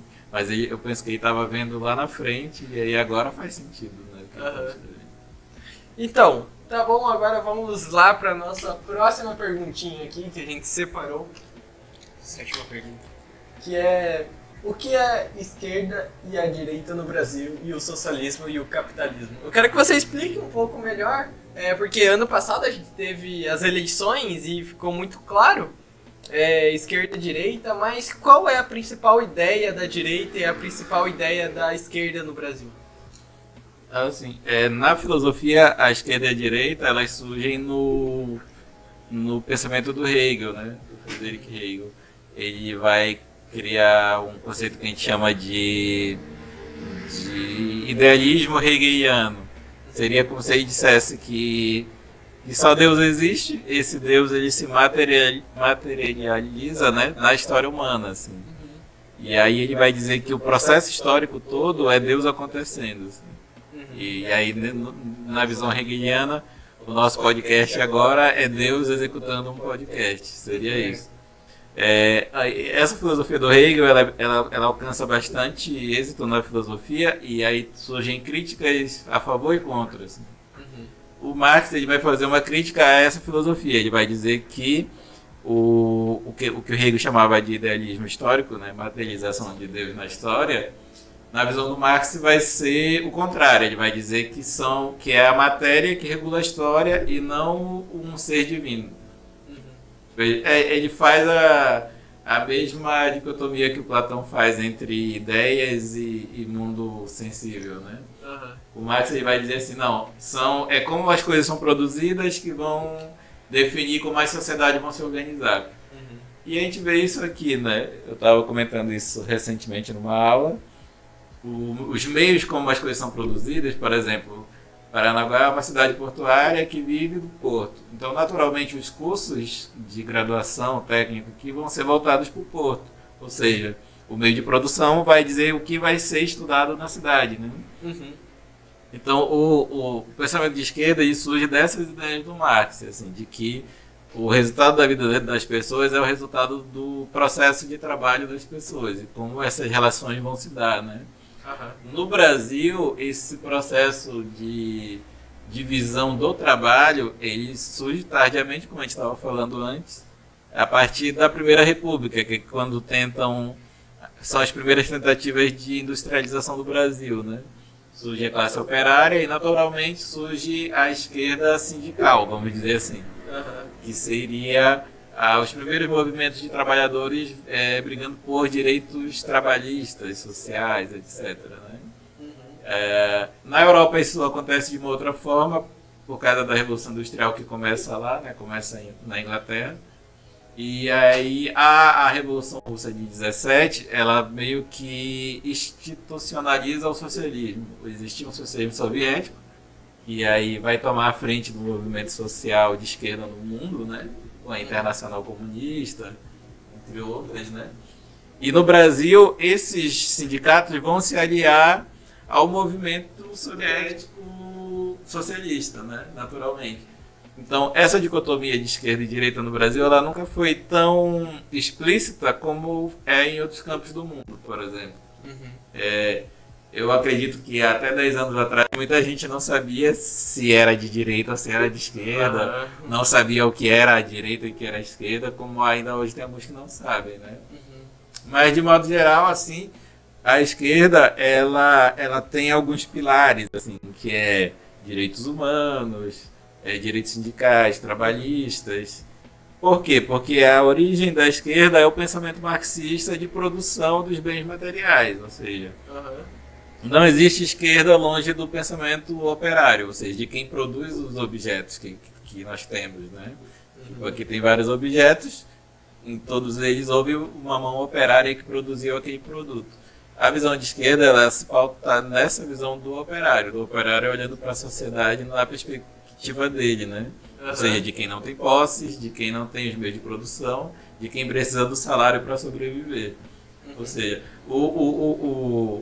o miolo da esquerda é isso, é o operário moderno que surge da Revolução Industrial. Né? É o básico da esquerda. É o básico da esquerda, é esse. É claro que, com o passar dos anos, surgem novos temas, né, do pensamento de esquerda. Surge a questão de gênero, a questão da mulher. A questão da mulher é bem antiga também. A partir dos anos 20 e 30, né, quando as mulheres criam os primeiros movimentos. Naturalmente, a direita ela nunca acolhe os movimentos sociais, então, mesmo que não seja um movimento de esquerda, mas ele acaba sendo acolhido por ser um movimento questionador, né? Ou seja, sempre que se questiona o social, é a esquerda que está questionando. E aí se entende que a esquerda tenha um grupo, né? Um grupo unido, mas não existe um grupo unido de esquerda. Tanto que tem vários partidos de esquerda no Brasil, né? PSOL, PT, PSTU, Rede, cada um com uma vertente, né? E aí esses movimentos de contestação social, eles tendem a ser de esquerda porque eles estão numa posição não confortável da sociedade. Eles são quem fabrica as coisas, quem não tem direito, quem mora nos bairros periféricos, quem não tem assistência do Estado. Como a gente já viu, o Estado brasileiro, né, sempre foi aliado das elites. Assim. O Estado deu as primeiras capitanias, depois ele favorecia a República do Café, depois ele favorecia os grandes empresários, ou seja, o Estado... E é natural que o Estado faça isso porque, vamos dizer, visando o desenvolvimento do país, óbvio, né? Mas eu digo assim, os não assistidos, eles tendem a ser de esquerda porque eles estão fora desse amparo que o Estado dá quase sempre para as elites brasileiras, né? E aí, nesse sentido, o socialismo e o capitalismo, eles acabam sendo o capitalismo naturalmente de direita, né? E o socialismo, eu acredito que não todos, né? Nem toda pessoa que é de esquerda é socialista, na minha percepção, né? Mas que o socialismo ele surge dentro desse primeiro pensamento marxista da Revolução Russa, né, de 17.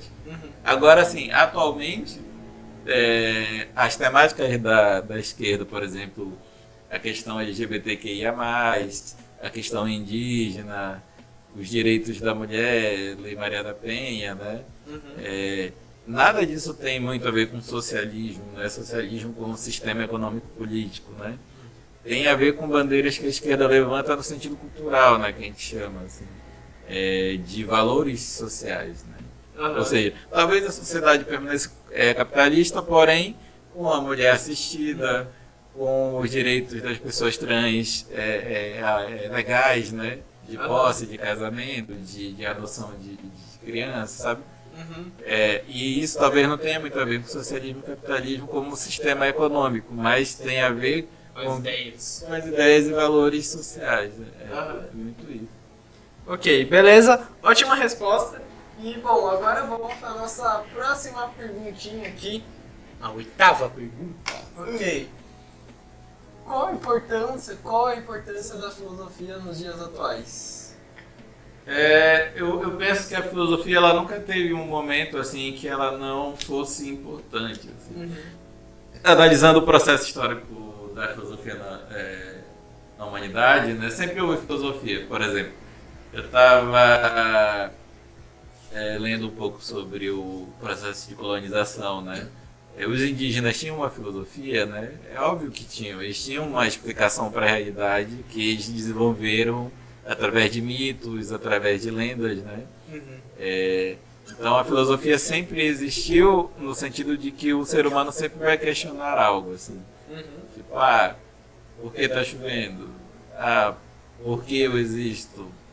Sei lá, por que eu fiquei doente? Se Deus me ama, por que isso aconteceu, sabe? Nesse sentido, a filosofia ela sempre vai existir. Assim. E aí o que foge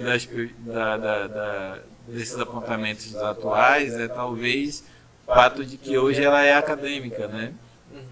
Antes ela não era. Assim. A partir do século XIX, aqui no Brasil, ela se tornou acadêmica. Por exemplo, recentemente teve aquele caso do Olavo, né? Que se dizia filósofo e tal, aí tinha um questionamento sobre isso.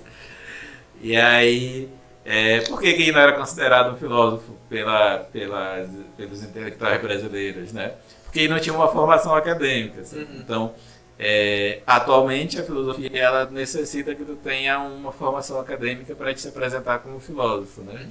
Senão tu é um livre pensador. Isso todo mundo é. Né? Ou seja, alguém capaz de criar ideias e tal, isso todo mundo é.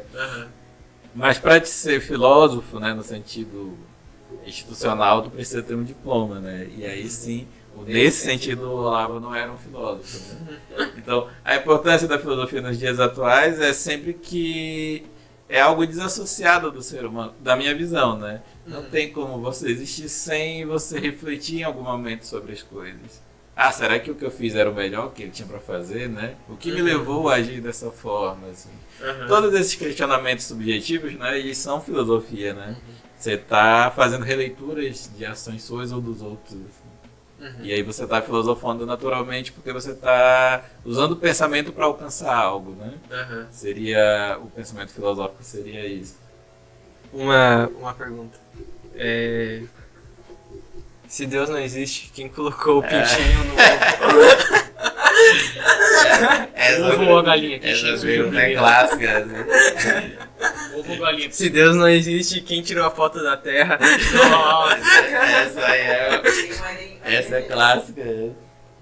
Se Deus não existe, o ateu não acredita? Essa aí também é ótima. Eu sempre converso com ele sobre isso, porque é uma questão que parece ser uma questão metafísica, mas é uma questão de lógica, né? Às vezes as pessoas acham que elas estão fazendo um questionamento metafísico, elas estão só brincando com as palavras, né? Que é o que a lógica faz, né? Logicamente, né, você pode chegar a conclusões e a paradoxos, né, como esse, mas isso não entra no campo metafísico, né? Ou seja, na investigação sobre o que está além da física, né?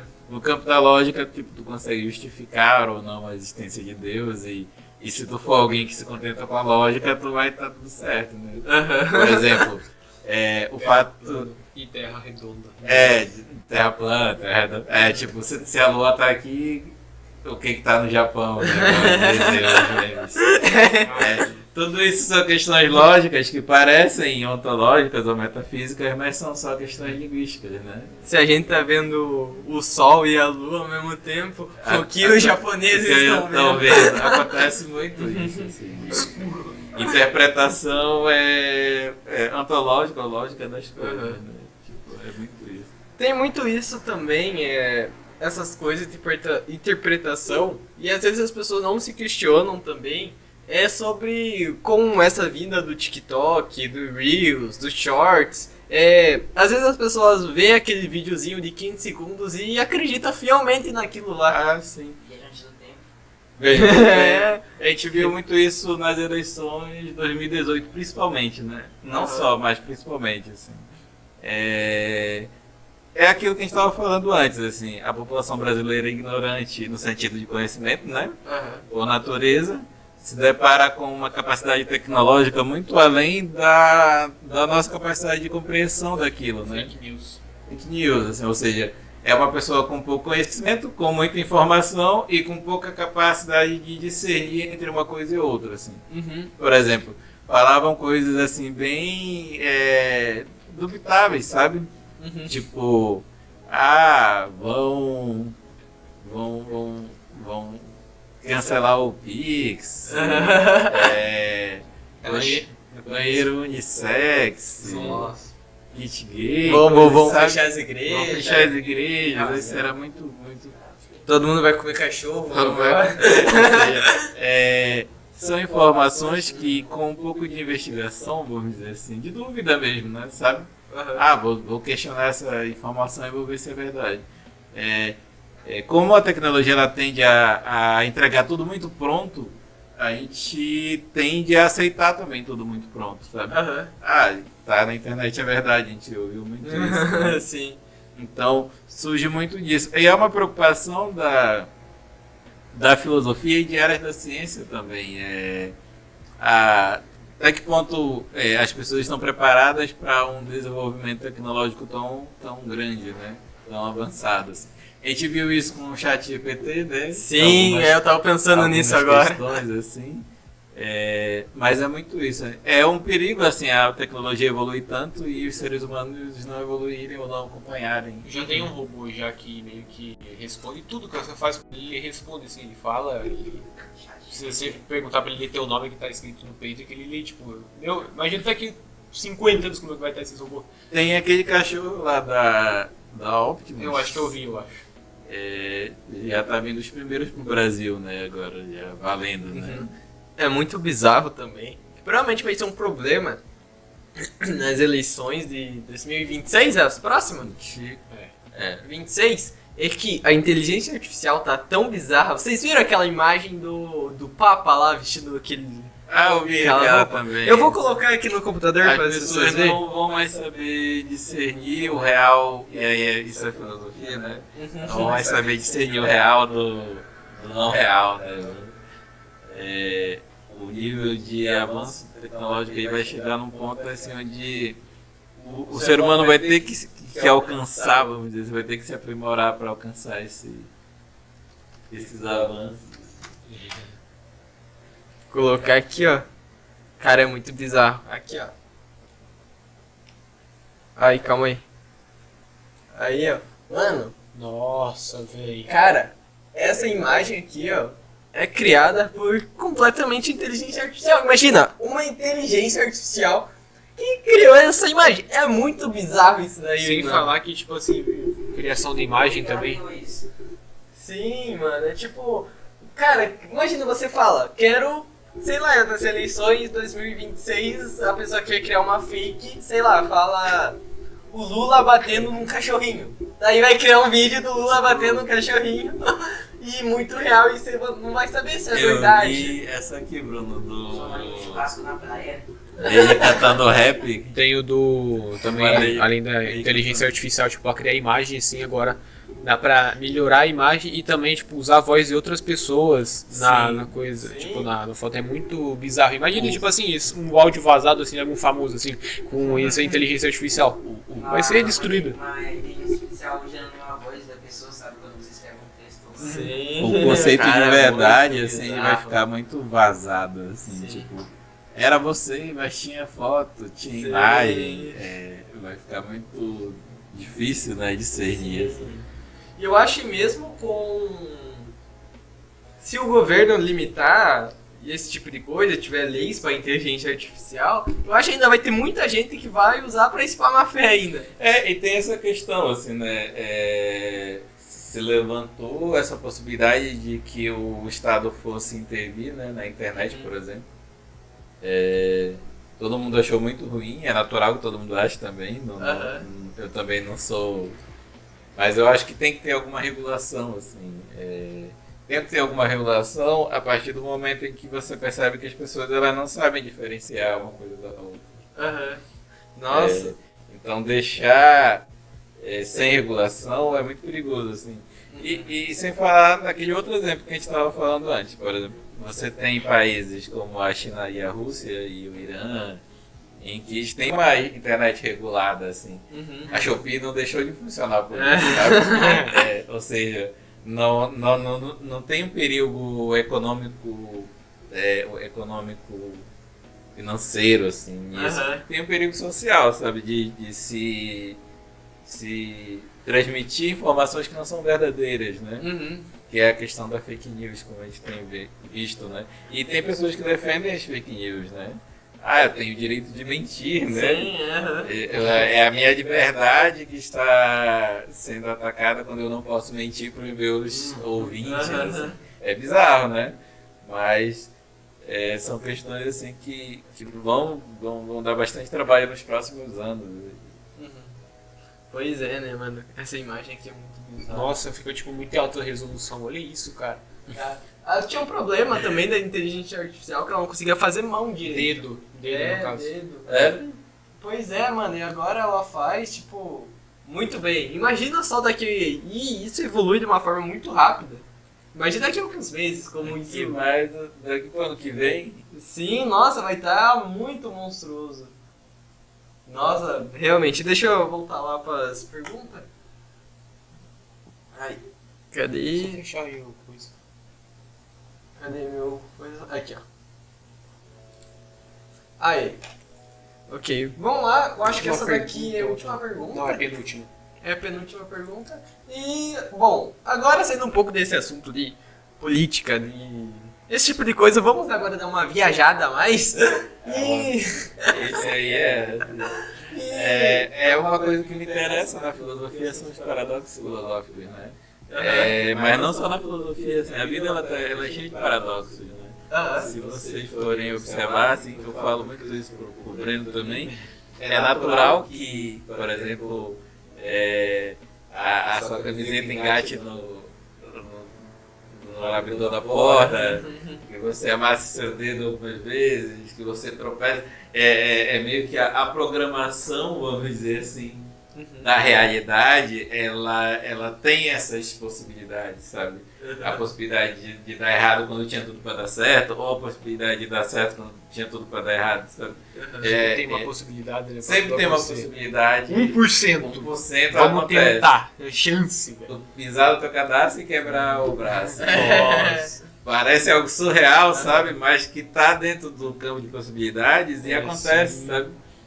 Eu acho muito interessante esse lado da vida e a filosofia ela explora esse lado, né? O paradoxo que eu mais gosto é aquele do Nietzsche, assim, não existem verdades eternas, né?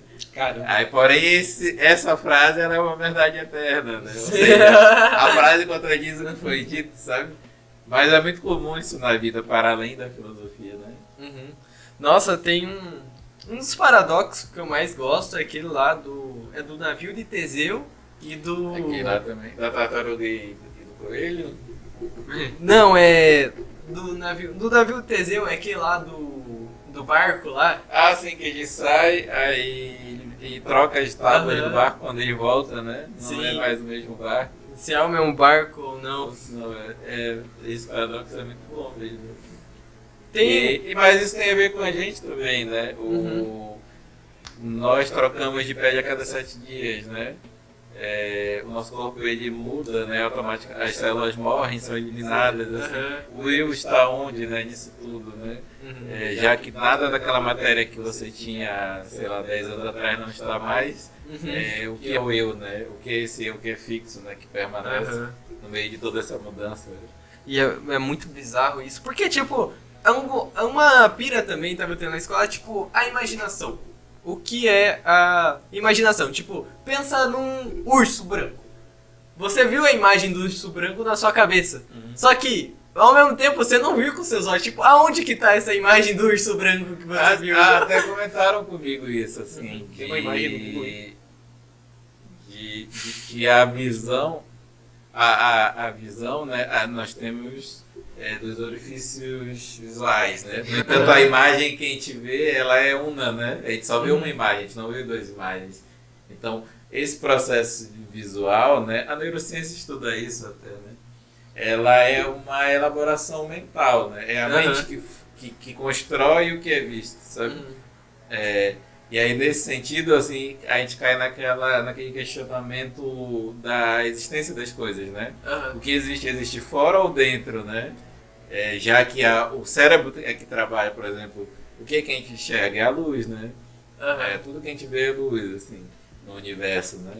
Então, essa luz ela é construída, né? Ela tem, o cérebro trabalha esses impulsos, né? Impulsos elétricos e transforma aquilo em imagens, assim. Ou seja, a realidade ela pode ser uma interpretação totalmente nossa, né?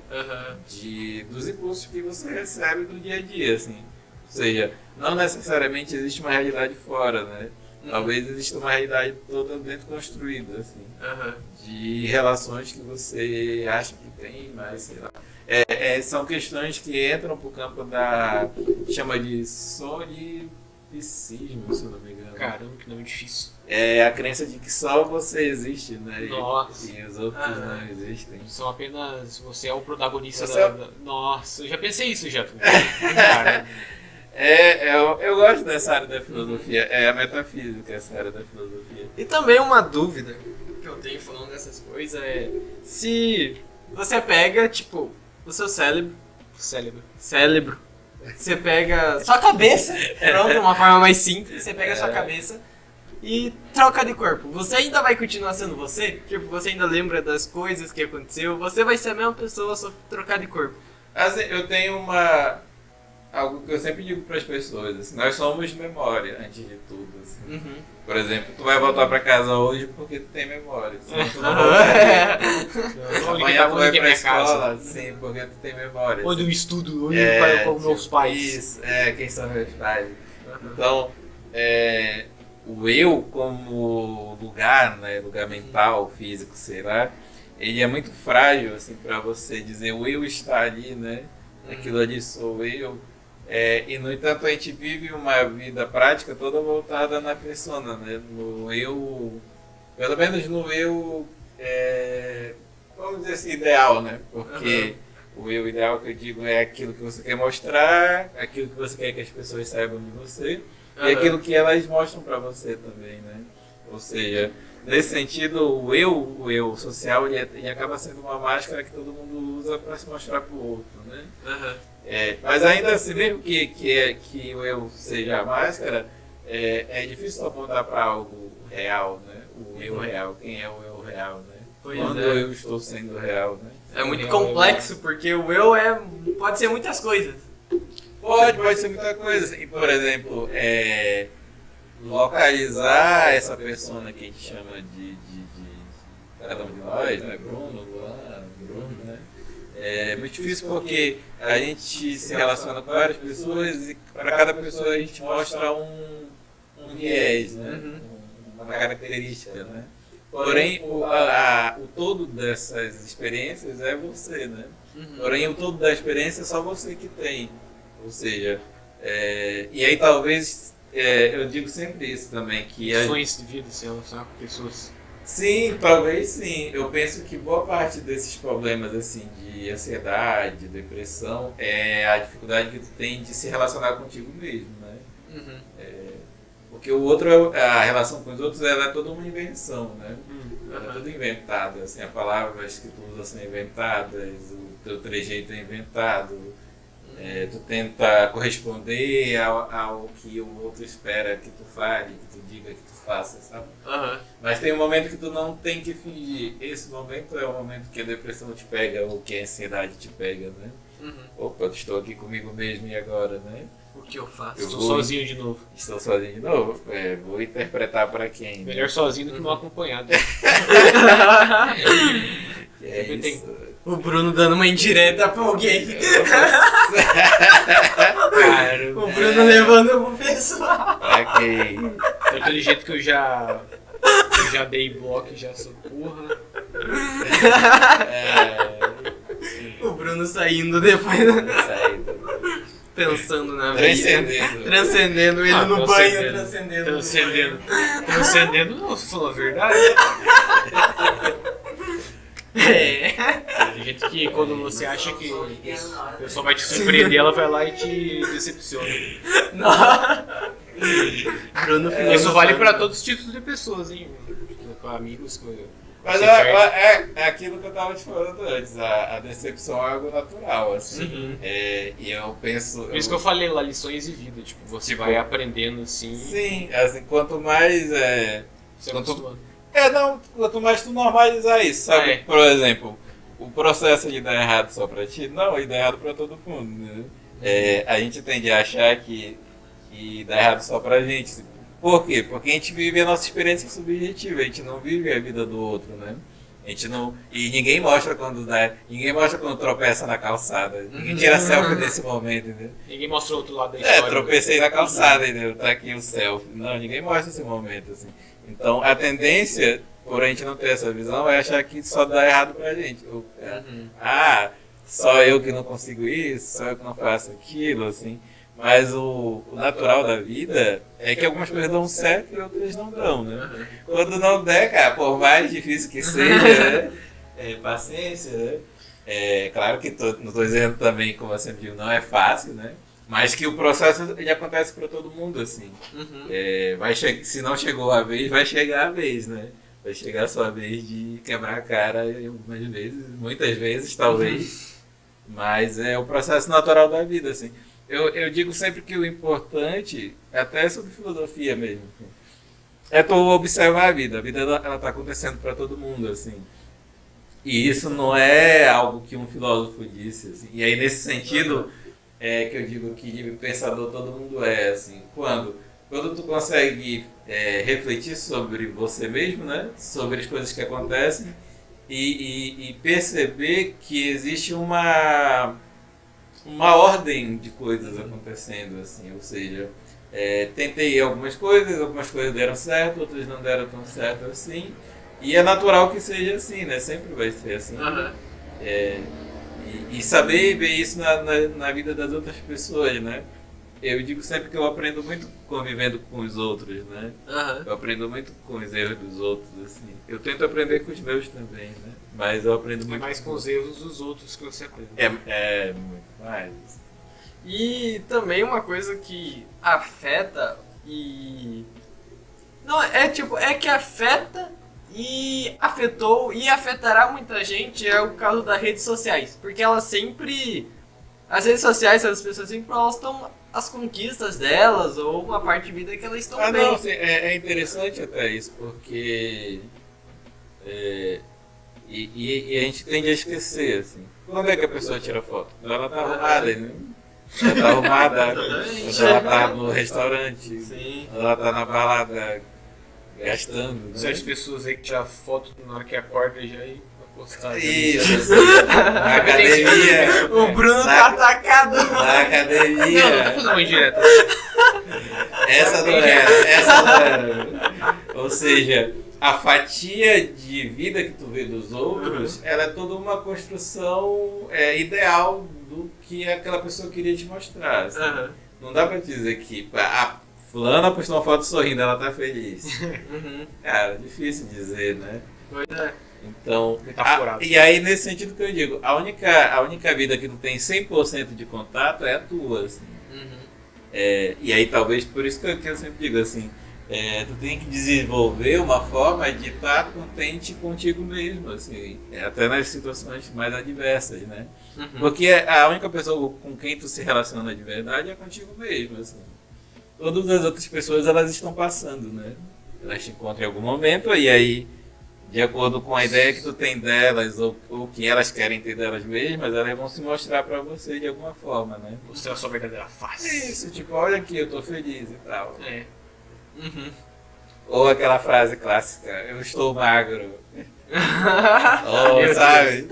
Eu estou magro. Eu estou magro, sabe? Então, a pessoa ela vai estar sempre te mostrando o que ela quer que tu saiba. Aham. O que ela quer mostrar, o que é agradável para ela mostrar, assim. Ninguém quer mostrar seus defeitos, ninguém quer mostrar suas falhas, ninguém quer mostrar quando deu errado. Sim. Uhum. O Breno disse quando você pegou o chifre. Aham, Eu sim. posso me esconder. Isso. Ninguém quer mostrar esse lado, assim. Sim, Então, aham. se tu for jogar pelas redes sociais, Só te julga. tu entra Uhum. em crise na hora, assim, putz, tá tudo dando Nossa. certo pra todo mundo. Sim, aham. Vai ser gente E que o meu tem PC não paranoicos. ligou aqui na hora que eu Aham. coloquei na tomada, entendeu? Aham. Então, tipo, acontece essas coisas. E tem, eu acho, dois pontos que dá pra tirar, que é tipo, esse daí, que é a pessoa se frustra quando entra nas redes sociais e vê outra pessoa estando bem, e tem outro tipo que é a pessoa se... Não, é que ela se motiva mais a tentar conseguir aquelas coisas também. Tipo, a pessoa vê um vídeo no YouTube motivacional de uma pessoa que conseguiu e ela fica animada, tipo, eu também posso conseguir. Vai muito da pessoa mesmo. Tem esse lado, né? Quando a gente estava falando da inteligência artificial, eu lembrei disso até. Tem um lado da internet que é muito bom, assim, por exemplo, baixar arquivos que tu jamais encontraria sem internet, baixar um álbum que tu jamais encontraria sem internet, Uhum. baixar livros, ter acesso com conteúdo, entender uma matéria que tu não entende numa Aham. aula comum, né? Tem muito lado bom na internet, assim. E tem o outro lado, né? O lado negativo, assim. Eu acho que você saber transitar pela Aham. internet é o ideal, né? A justa medida, né, do Aristóteles. Mas eu vejo a internet como algo muito positivo, assim. Eu usei muito a internet na minha formação, Aham. eu assisto muito filme, muito documentário, eu ouço muito disco antigo. Eu não teria como fazer nada disso sem internet, né? Aham. É nesse sentido que eu digo, assim, que tem um lado muito positivo na internet.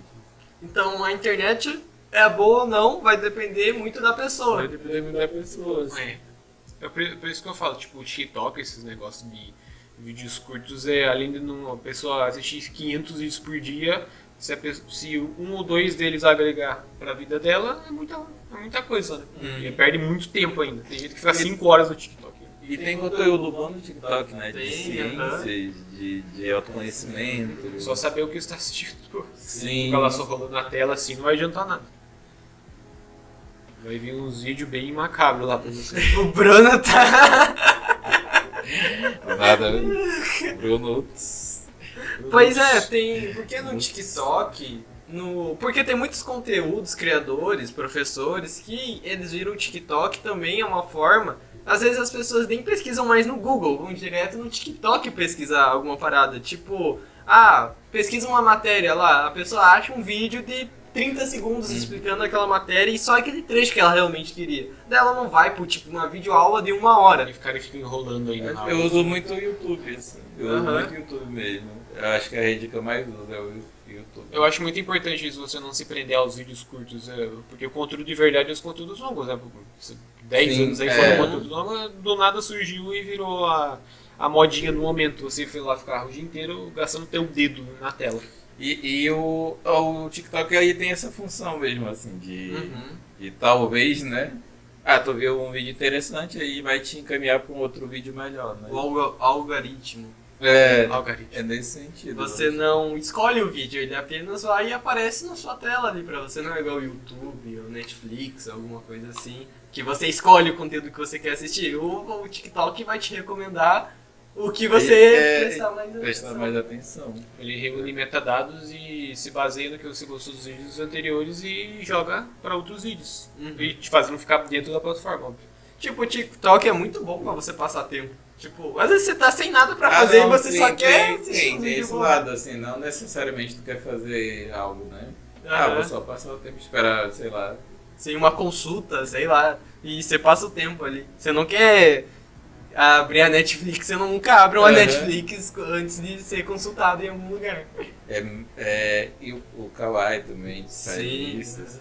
E são ferramentas boas nesse sentido, né? De você usar ele para alcançar um determinado objetivo, né?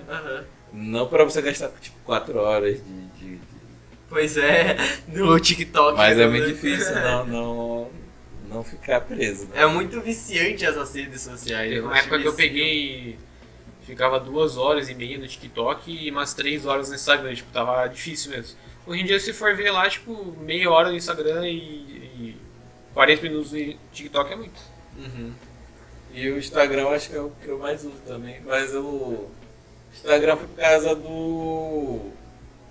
daquela época que o Facebook ficou muito cheio de fake news, né? Aí o Instagram já tava mais enxuto, assim. Ainda tá ainda até hoje. Pois é, teve uma época, foi uns meses, um mês atrás eu acho, não sei, não me lembro direito, que eu desinstalei meu TikTok e meu Instagram porque eu tava consumindo. Desintoxicação. Uma parada dessa. Eu fiz até um vídeo no meu canal no YouTube, se vocês querem ver, Essência do Jovem Moderno, tá lá.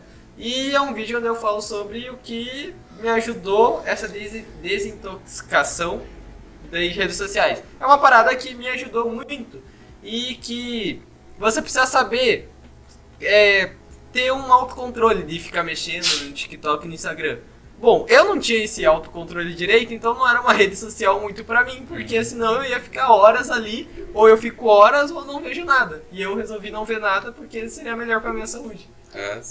E ter essa noção, assim, né, de quanto tempo eu tô gastando nisso, né? Quanto isso tá me favorecendo, Sim, o que eu tô deixando de fazer. Tem tipo, às vezes tô lá de madrugada assim, 1h30 da manhã assim, quando pego o celular, quando eu vejo já é quase 3 horas da manhã, daí dá aquele choque de realidade, meu Deus, já é 3 horas da manhã, daí do nada eu desligo o celular e ó. Nossa, eu não consigo dormir assim. Cara, não, eu durmo rápido, meu Deus do céu. Uma pena dormindo. Ok, vamos lá Para a última pergunta. última perguntinha. Bom, aí... Daí é difícil, hein?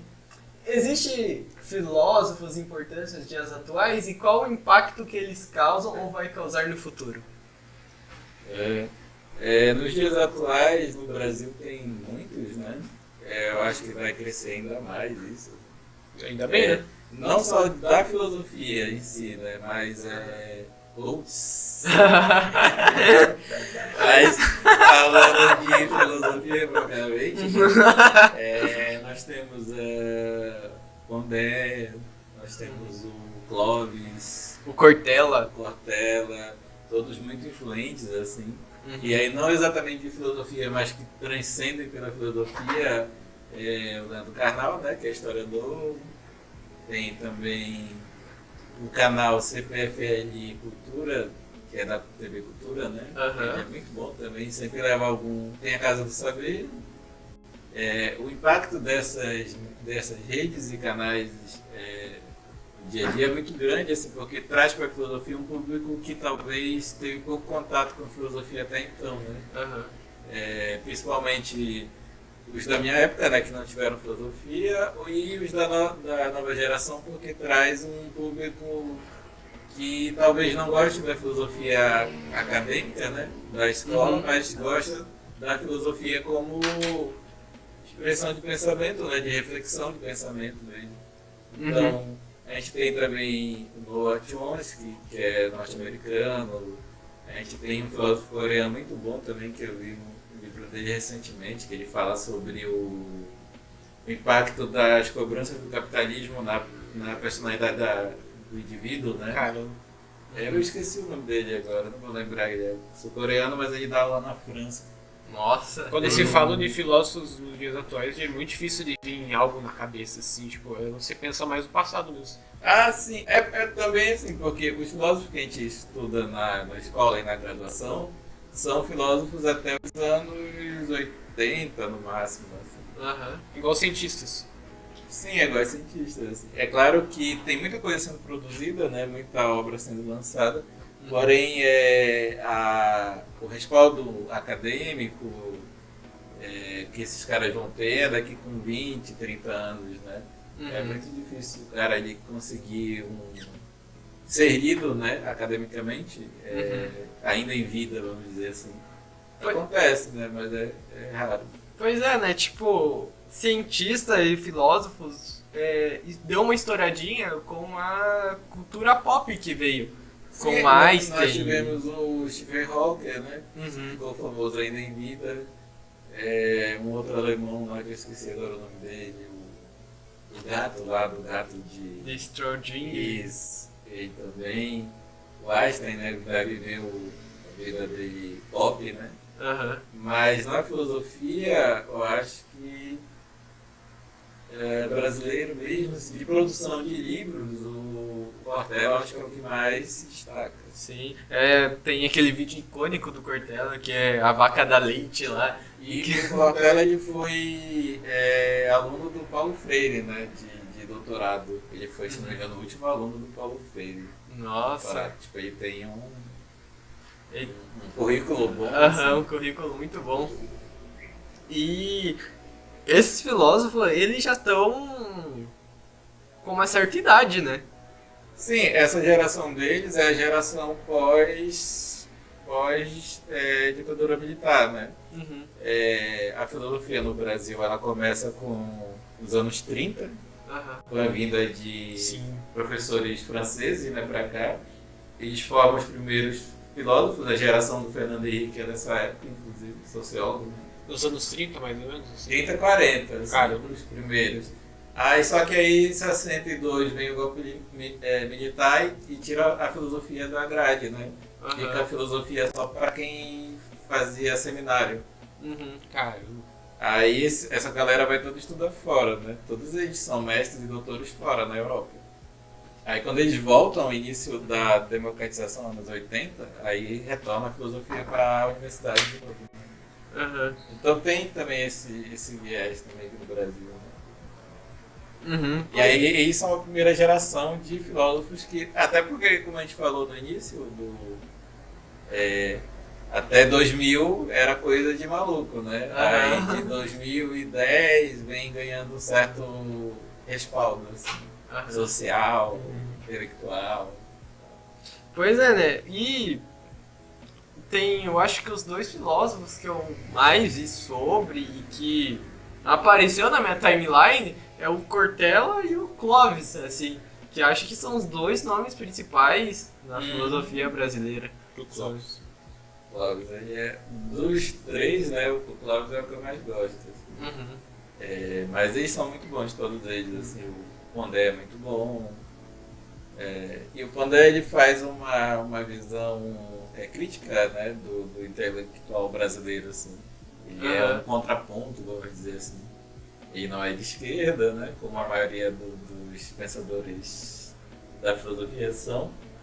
E aí ele meio que se destaca, vamos dizer assim, nesse sentido, né, de pensamento oposto da corrente natural de intelectuais brasileiros. Assim. Nossa, legal. Eu acho que deu quantos minutos já?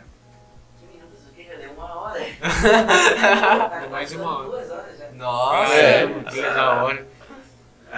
Então, é isso, a gente vai encerrar aqui o podcast. Espero que tenham gostado. Quase 2 horas de podcast, que eu acho que nunca teve um podcast tão grande nesse canal. Sim. Mas é bom pela praticamente primeira experiência fazendo um podcast. Aqui eu acho que no máximo que deu de podcast aqui nesse canal foi 1h10, eu acho. Então é sempre bom ter uns podcasts maiores assim, porque além de trazer mais entretenimento, traz muito conhecimento, já que é filosofia, né? Filosofia é algo que traz muitos assuntos a serem abordados. E o que você achou, professor, aí? Eu achei muito bom, a experiência é muito boa, né, para todos. É uma oportunidade de tratar de alguns temas que a gente não trata na sala de aula, mas que são relevantes socialmente falando, né? Apresentar a filosofia para um público que talvez não tenha tanto acesso assim, à filosofia. Apresentar alguns pensadores, a gente citou muita coisa, né? E Sim. Estimular também, né, a criação de conteúdo, a criação de trazer o público jovem, né, para essas temáticas assim, tão atuais e necessárias, como é a política, como é a sociologia, como é a sociedade. Então, foi muito bom, né? E o que você achou aí, Bruno? Eu achei muito bom pela primeira experiência, primeiro podcast, digamos assim. E vamos fazer mais, né? Tentar fazer 2 podcasts, ou 3 no máximo por mês, assim. E vamos colocar esse projeto em uma subida, né? Vamos subir com esse podcast aí e vamos levar pra frente. Cara, eu gostei muito também de gravar aqui o podcast. Eu achei uma experiência bem legal. Não é comum, assim, as pessoas irem num podcast ou terem um podcast e esse tipo de coisa. E pela primeira experiência, assim, pelo primeiro contato com isso, eu gostei bastante. Assim, acho que foi uma experiência bem diferente. Bom, diferente. Sim. Pois é, esse tipo de experiência, você falando, você não consegue explicar, só vivendo mesmo, pra ter realmente a noção daqui. E foi muito da hora. E vamos trazer mais pessoas aqui. Vamos tentar colocar 4 pessoas em algum podcast mais pra frente. A gente vai trocar de mesa. Eu acho que também, talvez, possivelmente mais pra frente, daqui a alguns meses, vão pegar novos microfones ou novas câmeras também, porque deixa mais enquadrado, assim, mais dinâmico. É isso. E se vocês tiverem alguém que vocês querem que a gente traga aqui, vocês podem comentar aí. Pessoas que vocês querem, pessoas que vocês acham interessante, que a gente possa ter acesso também. E seria muito importante também o apoio de vocês aí nos comentários, divulgando aí, mostrando para as outras pessoas, para animar a gente, para levar esse projeto também mais para frente.